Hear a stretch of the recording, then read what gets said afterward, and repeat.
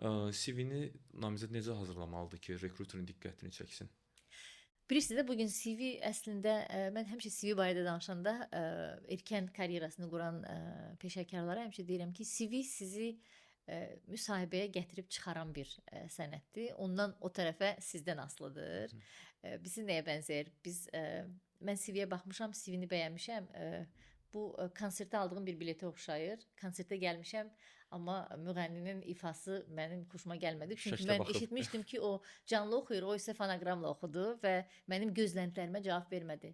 Namizəd də elədir. Çox gözəl CV tərtib edə bilir, lakin biz müsahibə prosesi barədə danışanda həmişə deyirik ki, sizin işə götürənə xoş təəssürat yaratmanız üçün 7-8 saniyə vaxtınız var müsahibənin əvvəlində və erkən karyerasını qurmağa planlaşdıran şəxslər həmişə məni challenge edirlər ki, necə yəni 7-8 saniyə mən qapını açdım, oturdum və burada bitir.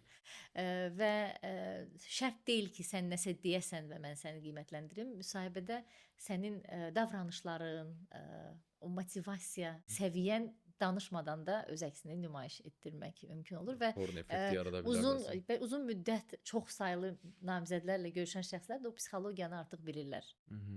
İlk namizəd içəri gələn kimi tanıyırlar. Yəni CV-nin gözəl olması yaxşıdır, amma sən orada əks olunanları hələ sübuta yetirməlisən müsahibə ərzində. Yalan məlumat CV-də bəs necə Şişirdilmək müsahibədə ümumiyyətlə qəbul edilmir. qəbul edilmir? Dürüstlük ən gözəl siyasətdir deyərdim. Gəlin bu dürüstlük məsələsini biraz müsahibə tərəfə daşıyaq.